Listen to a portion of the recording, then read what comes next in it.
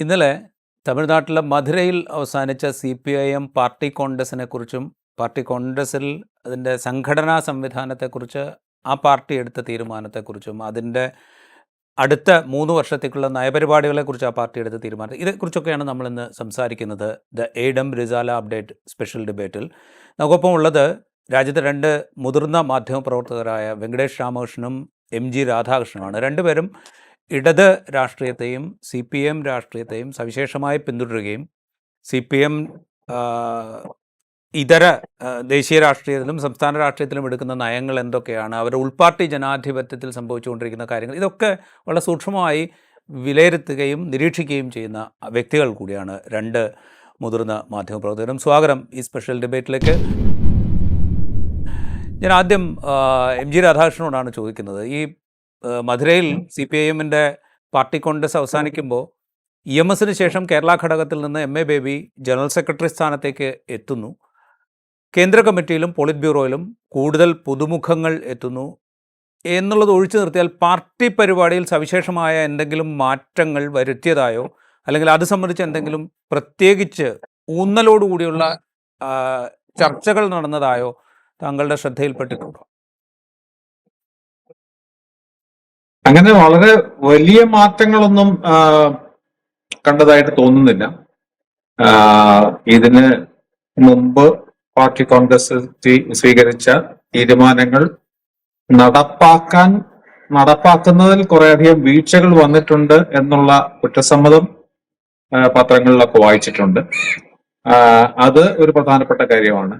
രണ്ടാമത്തെ കാര്യം, കേരളത്തിലെ ഇടതുപക്ഷ ഈ ഇപ്പോഴത്തെ രണ്ടാമത്തെ പിണറായി ഗവൺമെന്റ് സ്വീകരിച്ചിരിക്കുന്ന സാമ്പത്തിക രംഗത്തും മറ്റും സ്വീകരിച്ചിരിക്കുന്ന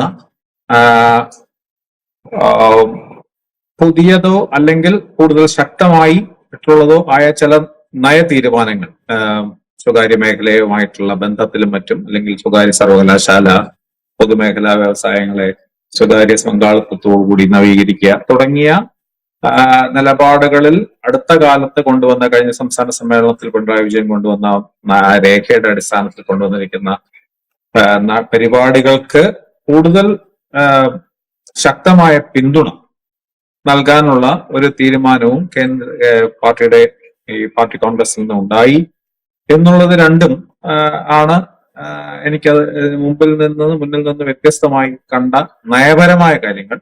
മറ്റൊരു നേരത്തെ രാജീവ് പറഞ്ഞ പോലെ സംഘടനയ്ക്കുള്ളിൽ വന്ന ഈ പുതുമുഖങ്ങളെ ഉൾപ്പെടുത്തിയതും പോളിറ്റ് ബ്യൂറോയിൽ നിന്ന് CPMന്റെ ഏറ്റവും തലമുതിർന്ന 6 നേതാക്കളെങ്കിലും മാറ്റി നിർത്തിയതും വാസ്തവത്തിൽ വളരെ ചരിത്ര പ്രധാനമായ നീക്കങ്ങളാണെന്നാണ് എനിക്ക് തോന്നുന്നത്.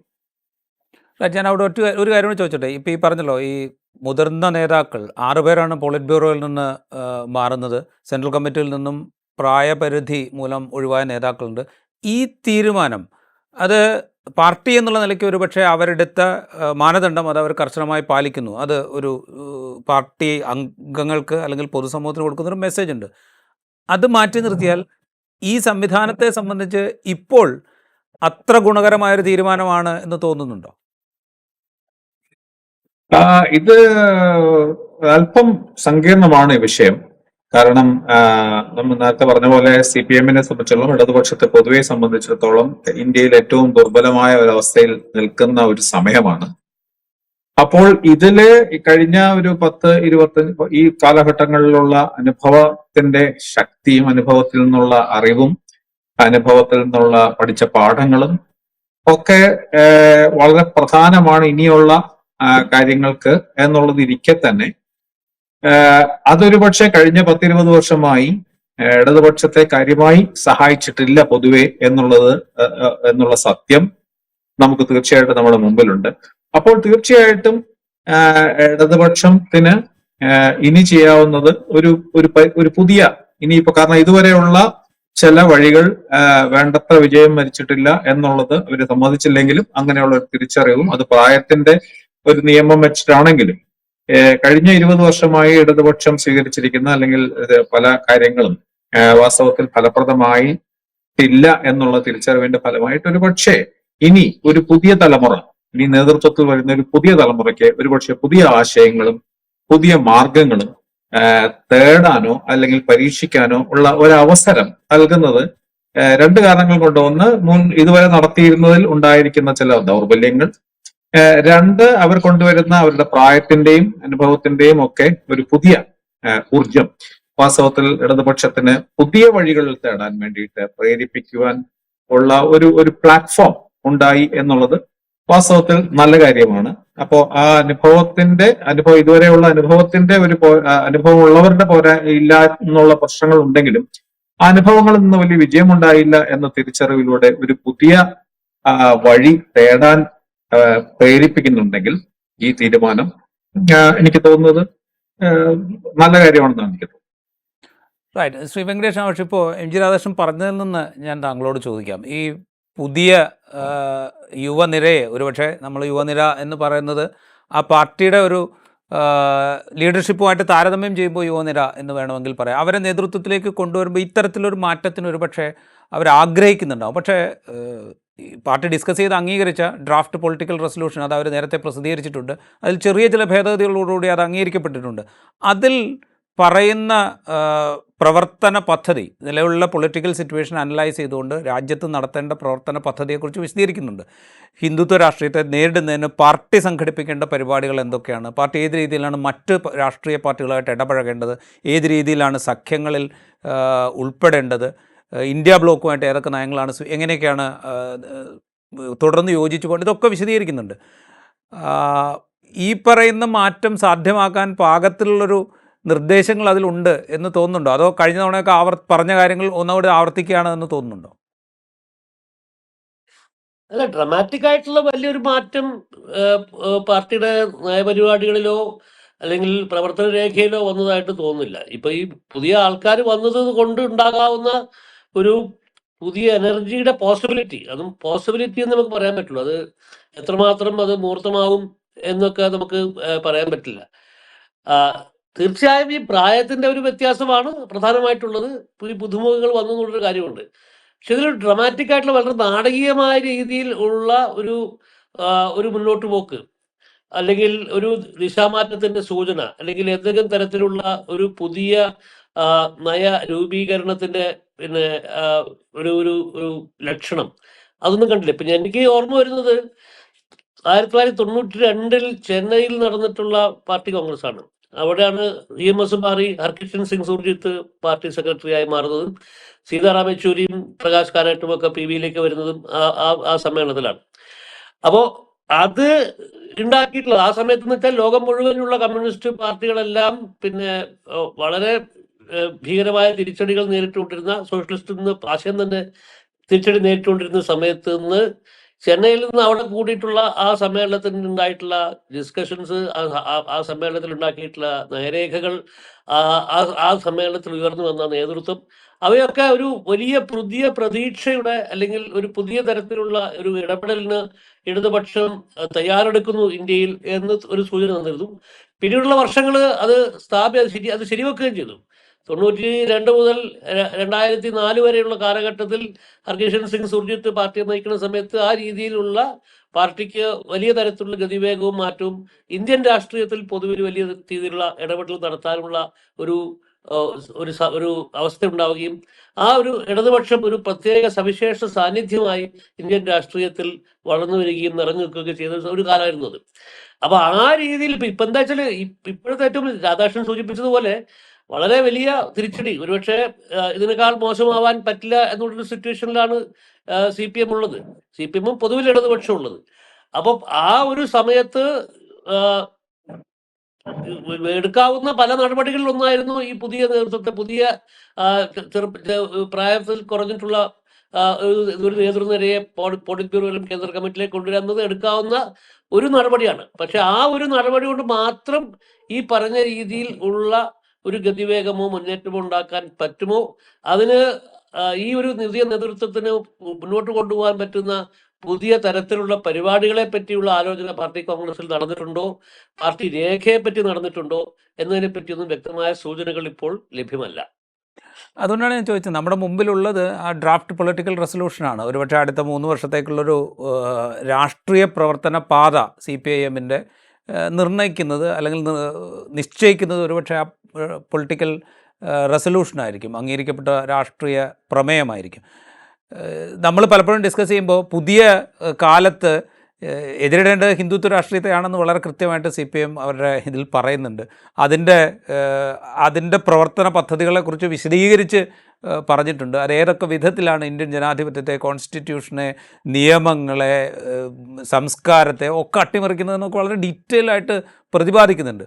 പക്ഷെ അതിനെ നേരിടാനുള്ള പ്രചരണ പദ്ധതികളെക്കുറിച്ച് സംസാരിക്കുമ്പോൾ ഇപ്പോഴും പഴയ കാര്യങ്ങളെക്കുറിച്ച് മാത്രമേ അതിൽ പരാമർശിക്കുന്നുള്ളൂ എന്നുള്ളൊരു പ്രശ്നമില്ലേ? ഈ പുതിയ നേതൃത്വത്തിലേക്ക് വരുമ്പോൾ പോലും അവരുടെയും പ്രവർത്തന പന്ഥാവെന്ന് പറയുന്നത് ഈ കരട് രാഷ്ട്രീയ പ്രമേയം ആയിരിക്കും എന്നുള്ളൊരു പ്രശ്നമുണ്ടോ? അത് വലിയ പ്രശ്നം തന്നെയാണ്.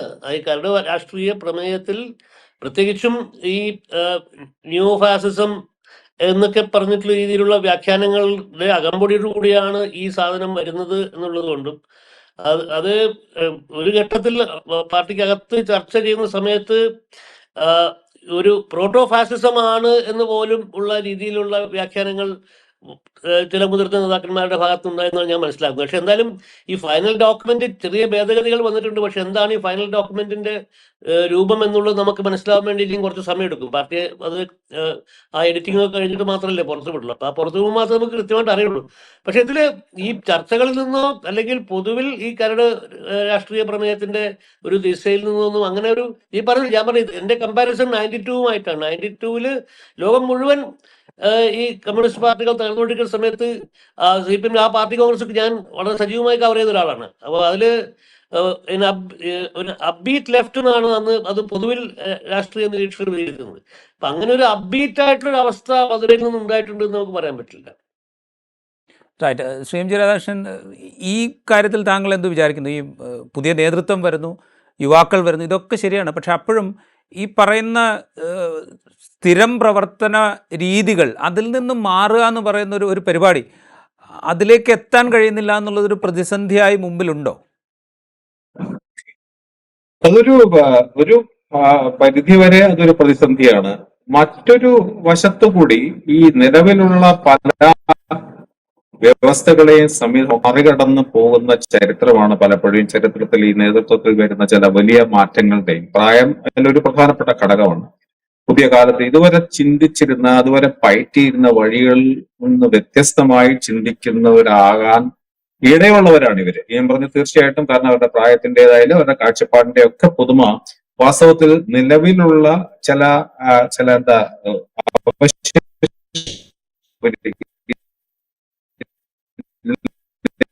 ഈ മുന്നോട്ട് പോകുന്നതിന് 17ഓളം സെൻട്രൽ കമ്മിറ്റിയിലും വന്നിരിക്കുന്നവർ വാസ്തവത്തിൽ തീർച്ചയായിട്ടും അവരുടേതായ ഊർജം ഒരു പക്ഷേ നമ്മൾ പ്രതീക്ഷിക്കുന്നതിന് വ്യത്യസ്തമായിട്ട് തന്നെ നിലവിലുള്ള എന്തൊക്കെ പഴമയുടെ എന്തൊക്കെ അവശിഷ്ടങ്ങളുണ്ടെങ്കിലും ഒരു പരിധി വരെ അതിനെ മറികടക്കാൻ കഴിയും അതുകൊണ്ട് എന്നാണ് ചരിത്രം പഠിപ്പിക്കുന്നത് നമ്മളെ. അത് മാത്രമല്ല അതില്ലാതെ നിവൃത്തിയില്ല. അതൊരു എന്താ പറയുന്ന ഒരു ഡെസ്പറേറ്റ് ആയിട്ടുള്ള അവസ്ഥയും കൂടെ ഉണ്ട്. അതല്ലാതെ ഇനി മുന്നോട്ട് പോകാൻ കഴിയില്ല എന്നുള്ള ഒരു ബോധ്യം വാസ്തവത്തിൽ ഇത്രയും വലിയ എന്താ പറയാ അത് അങ്ങനെ അവർ സമ്മതിച്ചില്ലെങ്കിൽ പോലും ആ ഒരു റിയലൈസേഷൻ, അതിന്റെ ഒരു ബോധോദയം ഉണ്ടായതിന്റെ ലക്ഷണം കൂടെയാണ്. അപ്പൊ ഇതെല്ലാം കൂടെ പ്രവർത്തിക്കുമ്പോൾ വാസ്തവത്തിൽ നമ്മൾ ഈ നേരെ മൂർത്തമായി കാണുന്ന 1-1 2 ചിലപ്പോൾ 1-1 പോലും കാര്യങ്ങൾ എത്തിച്ചേരാം. നേരത്തെ വെങ്കടേഷ് പറഞ്ഞതുപോലെ 92-ലെ ആ മാറ്റങ്ങൾ പോലും ഒരു നയത്തിന്റെയോ ഒരു പോളിസിയുടെയോ മറ്റോ വലിയ ശക്തമായ ഒരു മാറ്റം മാത്രമായിരുന്നില്ല. അപ്പോൾ ചില പുതിയ തീരുമാനങ്ങൾ എടുക്കാനും നിലവിൽ അതുവരെ ഉണ്ടായിരുന്നതിൽ നിന്ന് വ്യത്യസ്തമായ വഴി തേടേണ്ടതാണ് എന്ന് പുതിയ ഭാരവാഹികൾക്ക് തോന്നുകയും ഒക്കെ ചെയ്തതിന്റെയും അവരുടെ കാഴ്ചപ്പാടിന്റെയും ബോധത്തിന്റെയും ഒക്കെ ഫലമായി ഒരു പുതിയ വഴി കണ്ടെത്തിയാണ്. അതുപോലെ ഇതിപ്പോ എത്രയൊക്കെ വേണ്ട എന്ന് വെച്ചാലും ഈ പുതിയ അംഗങ്ങളുടെ ഒരു വരവ് ഒരു പരിധി വരെ ഈ കെട്ടിക്കിടക്കുന്ന ഇപ്പോൾ വാസ്തവത്തിൽ ഒരു സ്തംഭനാവസ്ഥയിലാണ് CPIM. എന്ത് ചെയ്യണം? കഴിഞ്ഞ 2009 മുതൽ ഇതുവരെയുള്ളത് അടിക്കടി പരാജയങ്ങളാണ്. ഒരുപക്ഷെ കേരളത്തിലെ ഒഴിച്ചാൽ അടിക്കടി പരാജയമാണ്. അങ്ങനെ പൂർണ്ണമായിട്ടും സ്തംഭിച്ചു നിൽക്കുന്ന ഒരവസ്ഥയിൽ നിന്ന് അഥവാ മുന്നോട്ട് പോകണമെങ്കിൽ, ഒരുപക്ഷെ ഒരു ഒരു ഒരു ഒരു പ്രതിസന്ധിയിലൂടെ പോലും മുന്നോട്ട് പോകണമെന്നുണ്ടെങ്കിൽ, ഒരു എന്താ പറയാ, ഇവരുടെ ഈ ഡയലക്ടിക്കൽ ആയിട്ട് കാണുകയാണെങ്കിൽ തന്നെ ഈ ഒരു ഏറ്റുമുട്ടൽ, ഈ ഒരു സംഘർഷം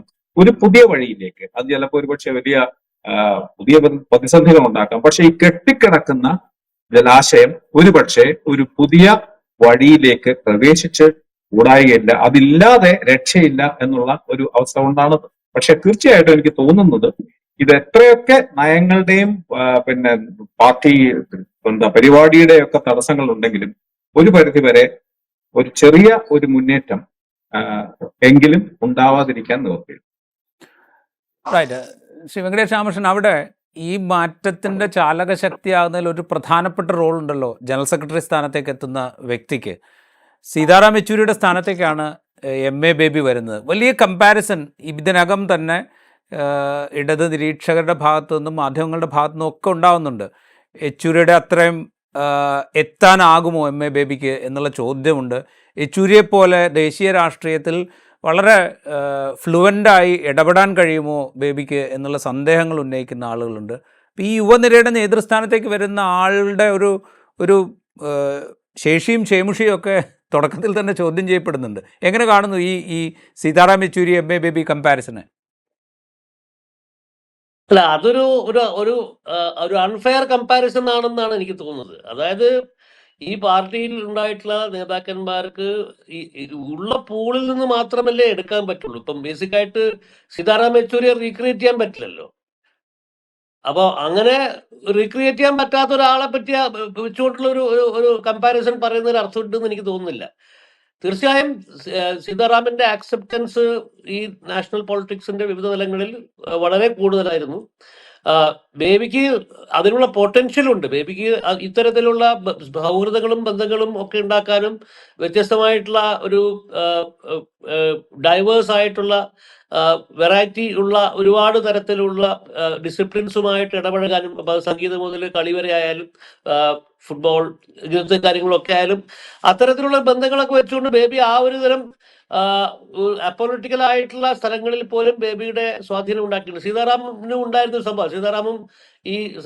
സീതാറാം ഹിന്ദുസ്ഥാൻ ടൈംസിൽ അദ്ദേഹം എഴുതിയിരുന്ന കോളത്തിൽ അദ്ദേഹം എങ്ങനെ വെസ്റ്റേൺ മ്യൂസിക്കിനെ അപഗ്രഥിച്ചുകൊണ്ട് എഴുതുന്ന ലേഖനങ്ങളും സ്ഥിരമായിട്ട് ഇടയ്ക്കിടയ്ക്ക് വരുമായിരുന്നു. ഈ സുപ്രീം കോടതി അഭിഭാഷകനായിട്ടുള്ള നമ്മുടെ രാജു, അദ്ദേഹം സീതാറാമിന്റെ അനുസ്മരണത്തിൽ പറഞ്ഞു വെച്ചാൽ സീതാറാമിനെ ആദ്യം കോളേജിൽ ശ്രദ്ധിക്കുന്നത് അദ്ദേഹത്തിന്റെ ഈ സംഗീതത്തിലുള്ള വലിയ അറിവുകൊണ്ടാണ്. അപ്പൊ അങ്ങനെയുള്ള ഒരു തരത്തിലുള്ള കണക്ടിവിറ്റി ഉണ്ടാക്കാൻ വേണ്ടിയുള്ള വലിയ സിദ്ധികൾ സീതാറാം യെച്ചൂരിക്ക് ഉണ്ടായിരുന്നു. ബേബിക്കും അതിൻ്റെതായിട്ടുള്ള പൊട്ടൻഷ്യൽ ഉണ്ട്. പക്ഷേ ബേബി ആ പൊട്ടൻഷ്യൽ എത്രമാത്രം ഫുൾഫിൽ ചെയ്യും എന്നുള്ളതിനെ ആശ്രയിച്ചിരിക്കും. പ്രത്യേകിച്ചും ഈ നാഷണൽ പോളിറ്റിക്സ്, ഈ ഫാസിസത്തിന്റെ ഹിന്ദുത്വ രാഷ്ട്രീയത്തിന്റെ സ്വാധീനം വളരെയധികം വർദ്ധിച്ചുകൊണ്ടിരിക്കുന്ന സമയത്ത് ഒരു വിശാലമായ മുന്നണി സംവിധാനത്തിന്റെ അകത്തു നിന്നുകൊണ്ട് വേണം മതനിരപേക്ഷ രാഷ്ട്രീയം മുന്നോട്ട് പോകേണ്ടത് എന്നുള്ളത് പൊതുവിൽ അംഗീകരിക്കപ്പെട്ട സാധനമാണ്. അതിന്റെ ഒരു ചെറിയ ഈശ്വൽ ഭേദങ്ങളെ പറ്റിയുള്ള ചർച്ചകളാണ് ഈ കരട് പ്രമേയത്തിൽ കാര്യമായിട്ടുണ്ടായിരുന്നത്. പക്ഷെ എന്തായാലും ഈ പൊതു ഡിറക്ഷൻ അതായിരിക്കും എന്നുള്ളത് കൊണ്ട് അത്തരത്തിലുള്ള കൊടുക്കൽ വാങ്ങലുകളിലൊക്കെ ബേബി തൻ്റെ സാന്നിധ്യം തെളിയിക്കേണ്ടതുണ്ട്. അതിനുള്ള പൊട്ടൻഷ്യൽ തീർച്ചയായും ബേബിക്കുണ്ട് എന്നുള്ളതാണ് എൻ്റെ ഒരു വിലയിരുത്തൽ. ബേബിയെ വളരെ കാലമായിട്ട് ബേബിയുടെ രാഷ്ട്രീയ പ്രവർത്തനം കണ്ടുകൊണ്ടിരിക്കുക, ബേബിയുടെ രാഷ്ട്രീയേതരമായിട്ടുള്ള ഇടപെടലുകൾ കണ്ടിട്ടുള്ള ഒരാളെന്ന നിലയ്ക്ക്, അതുപോലെ തന്നെ ഈ പാർട്ടിയിലെ നേതൃത്വം, ഇപ്പോഴുള്ള നേതൃത്വവും പിരിഞ്ഞുപോയ നേതൃത്വവും ഒക്കെ ആയിട്ട് ഏതാണ്ട് 35-40 വർഷത്തെ ഒരു സ്ഥിരമായിട്ടുള്ള ഒബ്സർവേഷൻ്റെ ഒരു പാറ്റേൺ ഉള്ളത് കൊണ്ട് എനിക്ക് പറയാൻ പറ്റുമെന്ന് വെച്ചാൽ ബേബിക്ക് തീർച്ചയായിട്ടും ഇതിൻ്റെ പൊട്ടൻഷ്യൽ ഉണ്ട്. ഈ കമ്പാരിസൺ അൺഫെയർ ആണെന്ന് ഞാൻ ഇപ്പോൾ സീതാറാം യെച്ചൂരിയാണ്, MA ബേബിയാണ്. പക്ഷേ ഈ പൊളിറ്റിക്കൽ ഡിസ്കോഴ്സിന്റെ ഭാഗമായിട്ട് ഈ ഡിസ്കോഴ്സസ് കടന്നു വരും. പക്ഷേ ഈ ഡയറക്റ്റ് ആയിട്ടുള്ള കമ്പാരിസണിന്റെ അപ്പുറത്ത് ബേബിക്ക് പെർഫോം ചെയ്യാനുള്ള പൊട്ടൻഷ്യൽ ഉള്ള ആളാണ്, അതിനുള്ള സാഹചര്യമുണ്ട്. രാധാകൃഷ്ണൻ പറഞ്ഞ പോലെ മുന്നോട്ട് പോകുമെന്ന് വിളിച്ച് പിറകോട്ടിനി പോകാൻ പ്രത്യേകിച്ച് സ്ഥലമൊന്നും അവശേഷിക്കുന്നില്ല എന്നുള്ളതുകൊണ്ട് മുന്നോട്ട് പോകാനേ വഴിയുള്ളൂ എന്നുള്ളതാണ് സംഭവം. അപ്പോൾ അതുകൊണ്ട് അതൊരു ഈ ഒരു ഡൈനമിക് ആയിട്ടുള്ള ഒരു സിറ്റുവേഷനിലാണ് പാർട്ടി ഉള്ളത്, പുതിയ ജനറൽ സെക്രട്ടറിയും ഉള്ളത് എന്നാണ് എനിക്ക് തോന്നുന്നത്. ഞാൻ ഇതേ കാര്യം തന്നെ എം ജി രാധാകൃഷ്ണനോട് ചോദിക്കുകയാണ്. കാരണം വെച്ചാൽ ഇപ്പോൾ ശ്രീ വെങ്കടേഷ് രാമകൃഷ്ണൻ പറഞ്ഞ പോലെ ഇത് കമ്പാരിസണിൽ അർത്ഥമൊന്നുമില്ല. കാരണം രണ്ട് ഇൻഡിവിജ്വലാണ്, രണ്ട് സാഹചര്യങ്ങളിൽ നിന്ന് വരുന്ന ആളുകളാണ്. അതുകൊണ്ട് കമ്പാരിസണിൽ അർത്ഥമൊന്നുമില്ല. പക്ഷേ ഒരു പാർട്ടിയുടെ ജനറൽ സെക്രട്ടറി സ്ഥാനത്തുള്ള ഒരു പെർഫോമൻസ്, അതിനെക്കുറിച്ചുള്ളൊരു പ്രതീക്ഷ, അതൊക്കെ വെക്കുമ്പോൾ സ്വാഭാവികമായിട്ടും മുൻഗാമിയുടെ പ്രവർത്തനങ്ങൾ നമ്മളുടെ കൺമുമ്പിൽ ഉണ്ടാവുമല്ലോ. ഇപ്പോൾ സീതാറാം യെച്ചൂരിയുടെ കാര്യം എടുക്കുമ്പോൾ ഇപ്പോൾ രാഹുൽ ഗാന്ധിയുടെ പൊളിറ്റിക്കൽ ഉപദേഷ്ടാവാണ് എന്ന് വേണമെങ്കിൽ പറയാവുന്ന വിധത്തിലായിരുന്നു, അല്ലെങ്കിൽ രാഹുൽ ഗാന്ധി പറയുന്ന പല കാര്യങ്ങളും സീതാറാം യെച്ചൂരി പറയുന്നതാണ് എന്നുവരെ പുറമേക്ക് കഥകളുണ്ടായിരുന്നു. അപ്പോൾ അത്രത്തോളം ഇൻഫ്ലുവൻഷ്യൽ ആയിരുന്നു സീതാറാം യെച്ചൂരി എന്ന് വേണമെങ്കിൽ പറയാം. ഇപ്പോൾ ഇന്ത്യ ബ്ലോക്കിലെ എന്താ പറയുക, അതിനുള്ളിലെ കമ്മ്യൂണിക്കേഷനിൽ സീതാറാം യെച്ചൂരിയുടെ റോള് വളരെ വലുതായിരുന്നു എന്ന് നമുക്ക് എല്ലാവർക്കും അറിയാം. ഇപ്പോൾ അഖിലേഷ് യാദവുമായിട്ട്, ലാലു പ്രസാദ് യാദവുമായിട്ട്, തേജസ്വി യാദവുമായിട്ട്, രാഹുൽ ഗാന്ധിയായിട്ട്, അങ്ങനെ ഡിഫറെൻറ്റ് ലീഡേഴ്സുമായിട്ടൊക്കെ ഉള്ള അടുപ്പവും കമ്മ്യൂണിക്കേറ്റ് ചെയ്യാനുള്ള കഴിവും ഇതിനൊക്കെ റീപ്ലേസ് ചെയ്യാൻ അത്ര എളുപ്പം സാധിക്കില്ല. പക്ഷേ ആ ഒരു ആർട്ട് പഠിച്ചു വരേണ്ടി വരില്ലേ എം എ ബേബിക്ക്? അതിലേക്ക് വരുന്നതിന് മുമ്പ് ഞാൻ അതിൽ ഒന്ന് രണ്ട് ചരിത്രപരമായ പ്രാധാന്യം അല്ലെങ്കിൽ സവിശേഷതകൾ ഈ എം എ ബേബിയുടെ ജനറൽ സെക്രട്ടറി സ്ഥാനത്തേക്കുള്ള ഉയർച്ചയിൽ ഞാൻ കാണുന്നുണ്ട് എന്നുള്ളത് പറയാതിരിക്കാൻ നിവൃത്തിയില്ല. ഒരു ആനുഷംഗികം അല്ലെങ്കിൽ യാദൃച്ഛികതയാണ്. കാരണം പാർട്ടി ഇടതുപക്ഷ കമ്മ്യൂണിസ്റ്റ് പാർട്ടിയുടെ ശതാബ്ദി വർഷത്തിൽ കമ്മ്യൂണിസ്റ്റ് പാർട്ടിയിലെ ഏറ്റവും പ്രധാനപ്പെട്ട ഇന്ത്യയിലെ ഏറ്റവും വലിയ കമ്മ്യൂണിസ്റ്റ് പാർട്ടിയെ നയിക്കാനുള്ള ഉത്തരവാദിത്വം അർപ്പിതമായിരിക്കുന്നത് ഒരാളാണ് ബേബി. അതൊരു ചരിത്രത്തിൽ ഒരു പ്രധാനപ്പെട്ട ഒരു റോളാണ്. ഒരു പക്ഷേ അതൊരു ഇൻസിഡന്റൽ ആയിട്ടുള്ള അല്ലെങ്കിൽ വളരെ ഈ അങ്ങനെ ആയ ഒരു രണ്ടാമത്തെ കാര്യം, പാർട്ടി നേരത്തെ പറഞ്ഞ പോലെ പാർട്ടി ഇടതുപക്ഷം ഏറ്റവും ദുർബലമായിരിക്കുന്ന ഒരു ഘട്ടത്തിൽ കഴിഞ്ഞ 10-20 വർഷമായിട്ട് തുടങ്ങിയതാണ് ആ തകർച്ചയെങ്കിലും അതിന്റെ ഏറ്റവും ദുർബലമായ ഒരു അവസ്ഥയിൽ അതിന്റെ നേതൃത്വം സ്വീകരിക്കാൻ നിയുക്തനായിരിക്കുന്ന അല്ലെങ്കിൽ അതിന് വിധിയുണ്ടായ ഒരു വ്യക്തിയാണ് എന്നുള്ളത്, അതും ചരിത്രത്തിൽ അദ്ദേഹത്തെ തിരിഞ്ഞു നോക്കുമ്പോൾ പല രീതിയിൽ നമുക്കത് കാണാൻ പറ്റും. മൂന്നാമത്തെ എനിക്ക് വളരെ പ്രധാനപ്പെട്ട ഒരു കാര്യമായിട്ട് തോന്നുന്നത്, ഈ ഇടതുപക്ഷത്തിന്റെ അല്ലെങ്കിൽ രണ്ട് കമ്മ്യൂണിസ്റ്റ് പാർട്ടികളുടെയും 100 വർഷത്തെ ചരിത്രത്തിൽ ഈ 15 ജനറൽ സെക്രട്ടറിമാരാണ് CPIM-നും ആയിട്ടുണ്ടായെങ്കിൽ അതിൽ 12 പേരും ഹിന്ദുക്കളായിരുന്നു.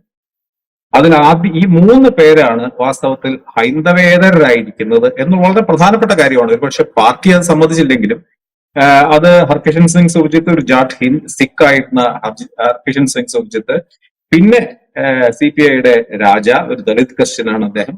മൂന്നാമത്തെ ആള് ഈ ലത്തീൻ കത്തോലിക്കനായ MA ബേബി. ഒരുപക്ഷെ കമ്മ്യൂണിസ്റ്റ് പാർട്ടികൾക്ക് ഈ മതമൊക്കെ പറയുന്ന പോലും ഒരു പാപമായിരിക്കാം. പക്ഷേ വളരെ പ്രധാനപ്പെട്ട ഒരു കാര്യമാണ്. ഇന്ത്യ പോലൊരു രാജ്യത്ത് പ്രത്യേകിച്ച് മതേതരത്വവും പ്ലൂറലിസം, ബഹുസ്വരതയും ഒക്കെ വലിയ ഭീഷണി നേരിടുന്ന ഒരു കാലഘട്ടത്തിൽ നോക്കുമ്പോൾ അവയ്ക്ക് വേണ്ടി ഏറ്റവും അധികം ശബ്ദമുയർത്തുന്ന പ്രസ്ഥാനമായ ഇടതുപക്ഷ അല്ലെങ്കിൽ കമ്മ്യൂണിസ്റ്റ് പാർട്ടികളുടെ മുഖ്യധാര കമ്മ്യൂണിസ്റ്റ് പ്രസ്ഥാനം ഈ 100 വർഷമായിട്ട് 3 പേരെ മാത്രമേ ഹിന്ദുക്കളല്ലാത്തവരെ കണ്ടെത്താനായുള്ളൂ. അത് എന്നുള്ളത് ഒരു വലിയ പരാജയമാണ്, ഒരു വലിയ പോരായ്മയാണ്.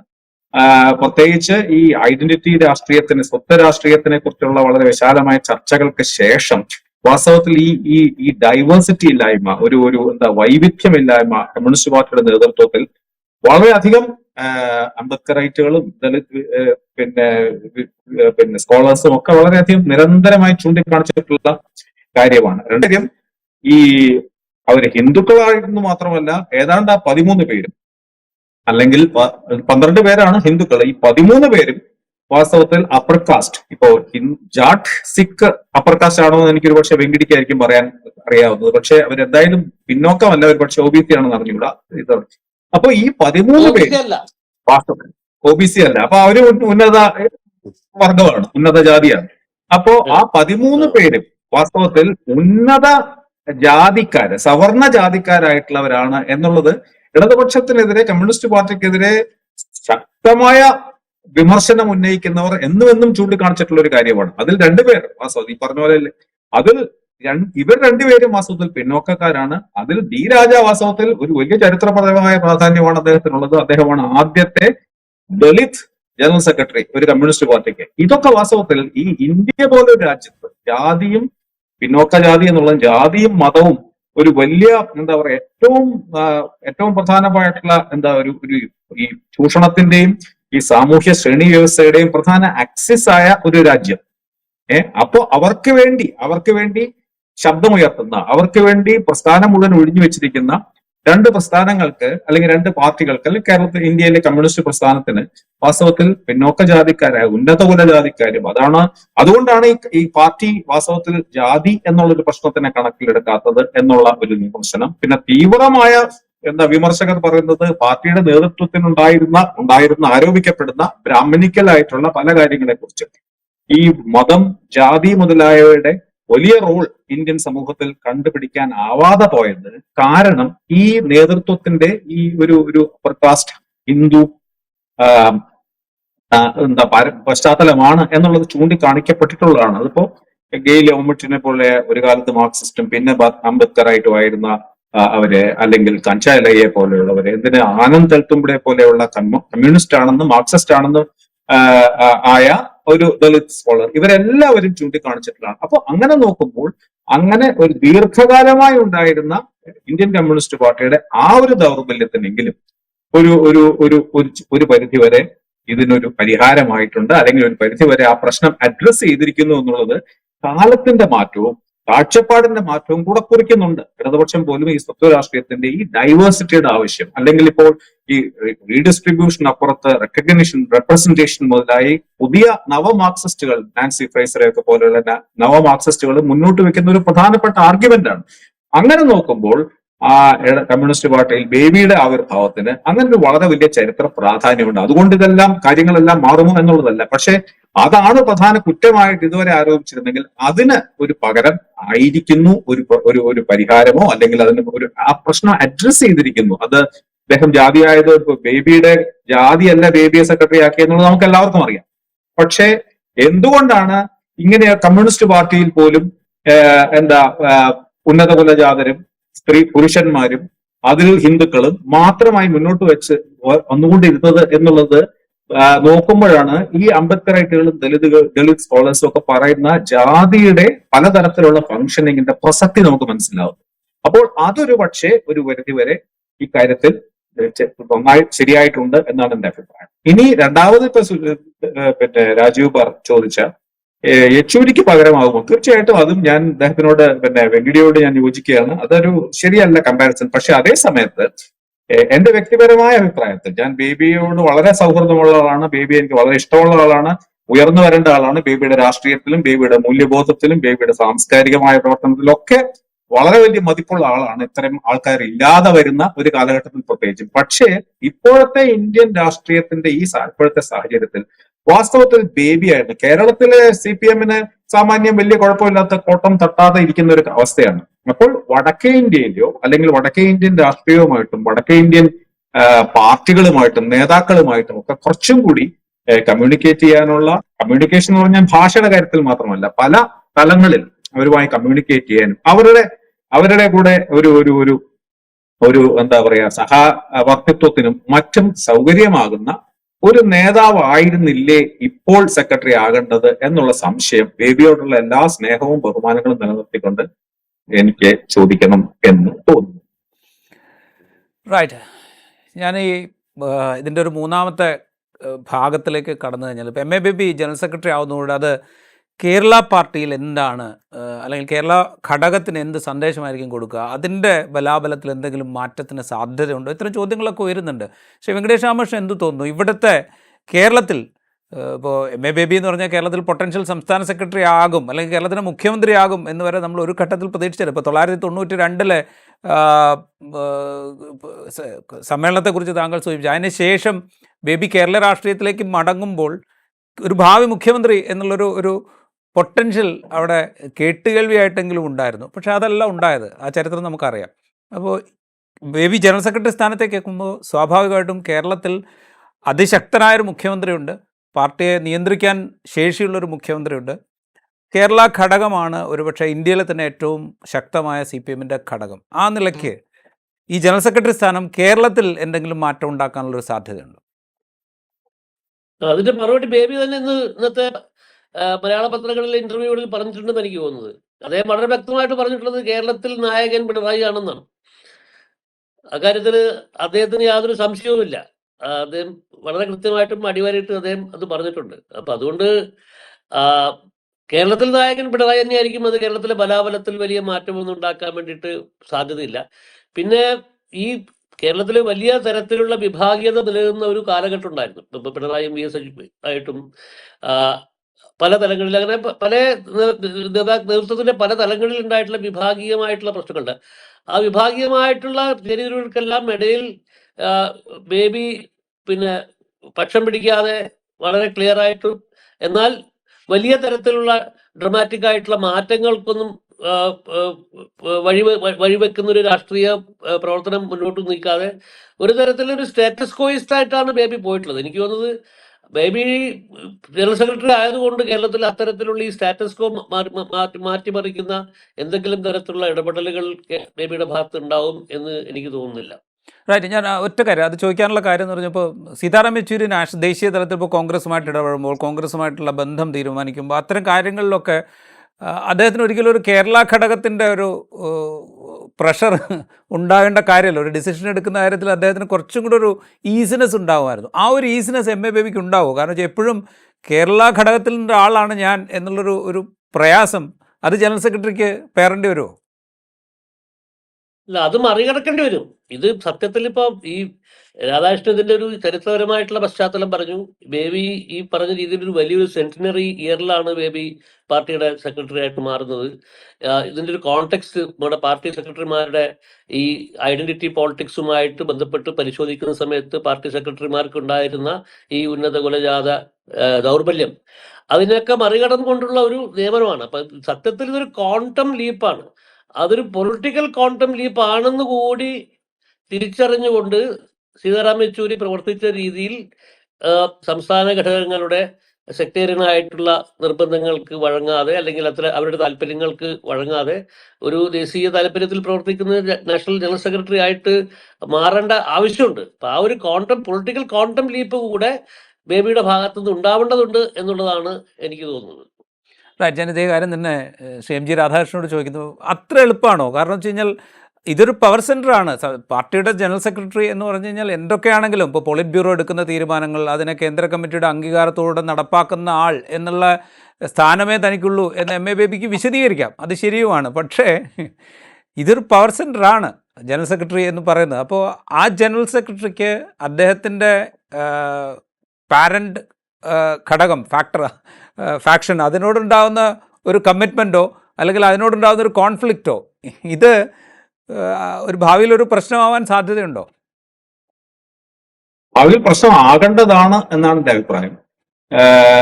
കാരണം ഇത് ഇങ്ങനെയല്ല പോകേണ്ടത് എന്നുള്ളത് ഇടതുപക്ഷത്തെ സ്നേഹിക്കുന്നവർക്കും ഇടതുപക്ഷത്തിൽ ഇപ്പോഴും പ്രത്യാശ നഷ്ടപ്പെട്ടിട്ടില്ലാത്തവർക്കും തോന്നേണ്ടതാണ്. തിരുത്തേണ്ട കാര്യങ്ങൾ ഒരുപാടുണ്ട്. തിരുത്തുമോ എന്നുള്ളതിനെ പറ്റി എനിക്ക് ഉറപ്പില്ല. കാരണം നേരത്തെ വെങ്കടി പറഞ്ഞ പോലെ ബേബി ഇതുവരെ ബേബിയുടെ ഒരു രീതി അനുസരിച്ച് ബേബി അങ്ങനെ ഒരു വലിയ ആർക്കും ഒരു ശക്തമായ തീരുമാനങ്ങളുടെ പിന്നാലെ നിൽക്കുകയോ അല്ലെങ്കിൽ അതിനെ മുൻകൈ എടുക്കുകയോ ഒന്നും ചെയ്തതായിട്ട് ഉള്ള അറിവില്ല. അതേസമയത്ത് ബേബിയിൽ മറ്റു ചില പ്രധാനപ്പെട്ട നല്ല അംശങ്ങളുള്ളത് ഈ പൊളിറ്റിക്സിൽ ഒരു ധാർമ്മികതയുടെ ആവശ്യമാണ്, എത്തിക്സ് ആവശ്യമാണ്, കൾച്ചറിന്റെ ഇമ്പോർട്ടൻസ് ഉണ്ട്.